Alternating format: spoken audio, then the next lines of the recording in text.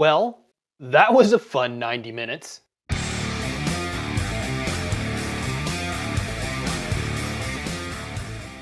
Free Fire, starring Brie Larson, Cillian Murphy, Sharlto Copley, Armie Hammer, Michael Smiley, Sam Riley, Jack Reynor, and directed by Ben Wheatley. The movie is a gun deal gone horribly wrong due to a chance coincidence which escalates the tense gun buy to a total disaster. The trailer showed an interesting twist for the story. For those who haven't seen the trailer yet, the movie may be better not knowing the reveal. The film is hysterical in how ridiculous the scenario gets, and proves comedy gold. The comedy is dark and might not be for everyone, but with the right mindset, Free Fire is an extremely enjoyable film to watch. While the story is simple, the characters, the script, and the performances make the film. We are simply dropped into the world with very little background knowledge, and the script doesn't give any unneeded exposition. The story is simply just allowed to unfold. You learn why the gun deal is going down and who the buyers and sellers are. You might have to know a little bit about what's actually happening in Ireland in the 1970s, or had been happening longer before that, to get the big picture, but even this isn't needed to truly understand the film. The characters are what makes the gun buy and subsequent fallout enjoyable to watch. Each is unique and stands on their own. Even the minor characters have a presence. The standout in the movie is Armie Hammer, as the deal broker Ord. He has the perfect amount of smug cockiness to still be likable in the movie. He was also one of the only characters to seem at least half competent in the job he was doing. This might be up for debate with how the overall movie turned out. For the most part, I got some of the biggest laughs out of some of his actions and lines in the film. Brie Larson seems to always be great, and the looks she gave were enough to get me to laugh on multiple occasions. Specifically at Sharlto Copley's character, who was the main arms dealer. I've liked Copley in everything I've seen him in. He was great in District 9, the A-Team,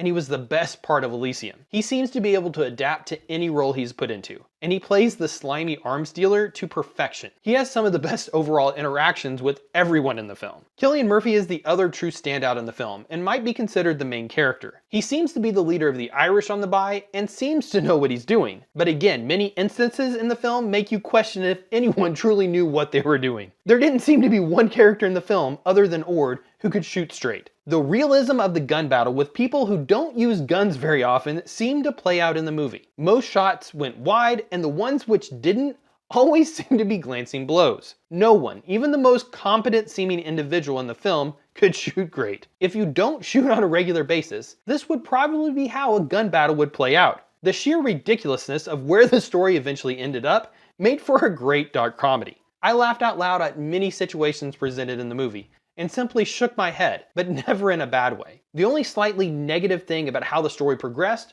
were some of the action scenes toward the end of the film. There were too many jump cuts between a few different locations in the warehouse, which made the action hard to follow. Other than this, the film was shot extremely well, and did seem to be based in realism, which made the absurdity of where the story went even more funny.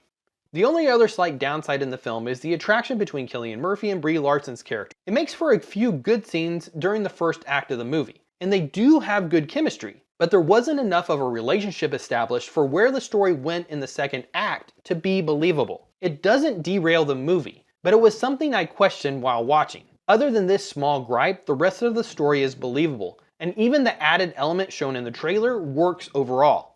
They could have left out the attraction element and found another way for the story to work to its eventual end. Free Fire overall, though, is a very fun and funny film to watch. It is one I will buy and watch again because of the overall fun I had watching it. My theater was nearly empty when I went and saw the film. So if you're someone who clamors for more original stories, go support this film. It's well worth seeing. If you enjoy good action and dark humor, this one will not disappoint. Comment and let me know if you've seen Free Fire and what you thought. If you haven't, does it seem interesting? Also, does Brie Larson like acting in 70s era films?